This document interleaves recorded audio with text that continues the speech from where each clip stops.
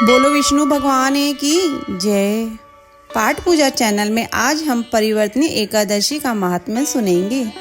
धर्मराज युधिष्ठिर बोले कि हे भगवान, भादों की शुक्ल पक्ष की एकादशी का नाम तथा विधि क्या है?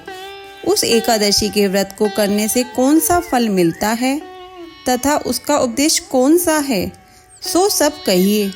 श्री कृष्ण भगवान बोले कि हे राजश्रेष्ठ, अब मैं अनेक पाप नष्ट करने वाली तथा अंत में स्वर्ग देने वाली भादों की शुक्ल पक्ष की वामन नाम की एकादशी की कथा कहता हूँ। इस एकादशी को जयंती एकादशी भी कहते हैं। इस एकादशी की कथा के सुनने मात्र से ही समस्त पापों का नाश हो जाता है। इस एकादशी के व्रत का फल वाजपेयी यज्ञ के फल से भी अधिक है। इस जयंती एकादशी की कथा से नीच पापियों का उद्धार हो जाता है। यदि कोई धर्मपरायण मनुष्य एकादशी के दिन मेरी पूजा करता है तो मैं उसे संसार की पूजा का फल देता हूँ। जो मनुष्य मेरी पूजा करता है उसे मेरे लोक की प्राप्ति होती है, इसमें किंचित मात्र भी संदेह नहीं है। जो मनुष्य इस एकादशी के दिन श्री वामन भगवान की पूजा करता है वह तीनों देवता अर्थात ब्रह्मा विष्णु महेश की पूजा करता है। जो मनुष्य इस एकादशी का व्रत करते हैं उन्हें इस संसार में कुछ भी करना शेष नहीं रहता।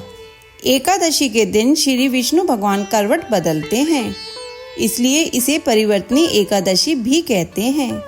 इस पर श्री युधिष्ठिर बोले कि हे भगवान, आपके वचनों को सुनकर मुझे महान संदेह हो रहा है कि आप किस प्रकार सोते तथा करवट बदलते हैं। आपने बलि को क्यों बांधा और वामन रूप धारण करके क्या लीलाएं की? चातुर्मास्य व्रत की विधि क्या है तथा आपके शयन करने पर मनुष्य का क्या कर्तव्य है, सो सब विस्तार पूर्वक कहिए। श्री कृष्ण भगवान बोले कि हे राजन, अब आप पापों को नष्ट करने वाली कथा का श्रवण करो। त्रेता युग में एक बलि नाम का दानव था। वह अत्यंत भक्त, दानी, सत्यवादी तथा ब्राह्मणों की सेवा करता था। वह अपनी भक्ति के प्रभाव से स्वर्ग में इंद्र के स्थान पर राज्य करने लगा।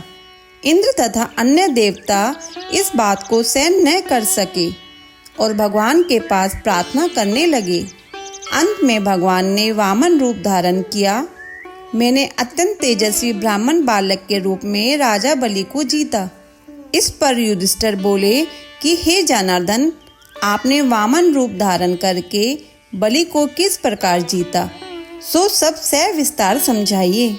श्री कृष्ण भगवान बोले कि हे राजन, मैंने वामन का रूप धारण करके राजा बलि से याचना की कि हे राजन, तुम 3 पैर भूमि दे दो, इससे तुम्हारे लिए 3 लोकदान का फल प्राप्त होगा। राजा बलि ने इस छोटी सी याचना को स्वीकार कर लिया और भूमि देने को तैयार हो गया। तब मैंने अपने आकार को बढ़ाया और भूलोक में पैर, भुवलोक में जंघा, स्वर्गलोक में कमर, महलोक में पेट, जनलोक में हृदय, तपलोक में कंठ और सत्यलोक में मुख रखकर अपने सिर को ऊंचा उठा लिया। उस समय सूर्य, चंद्र, नक्षत्र, इंद्र तथा अन्य देवता आदि शास्त्रानुसार मेरी स्तुति करने लगे। उस समय राजा बलि को पकड़ा और पूछा कि हे राजन, अब मैं तीसरा पैर कहाँ रखूं? इतना सुनकर राजा बलि ने अपना सिर नीचा कर लिया। उस पर मैंने अपना तीसरा पैर रख दिया और वह भक्त दानव पाताल को चला गया। जब मैंने उसे अत्यंत विनीत पाया तो मैंने उससे कहा कि हे बलि, मैं सदैव तुम्हारे पास ही रहूँगा। भादों के शुक्ल पक्ष की एकादशी को परिवर्तनी नामक एकादशी के दिन मेरी एक प्रतिमा राजा बलि के पास रहती है और एक क्षीर सागर में शेषनाग पर शयन करती रहती है। इस एकादशी को विष्णु भगवान सोते हुए करवट बदलते हैं। इस दिन त्रिलोकी के नाथ श्री विष्णु भगवान की पूजा की जाती है।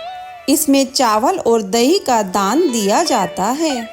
इस दिन रात्रि को जागरण करना चाहिए। इस प्रकार व्रत करने से मनुष्य समस्त पापों से मुक्त होकर स्वर्ग लोक को जाता है। जो इन पापों को नष्ट करने वाली कथा को सुनते हैं उन्हें अश्वमेध यज्ञ का फल मिलता है। बोलो विष्णु भगवान की जय। अगर आपको हमारी यह वीडियो अच्छी लगी हो तो इसे लाइक करके शेयर करें। चैनल पर नए हैं तो सब्सक्राइब करें।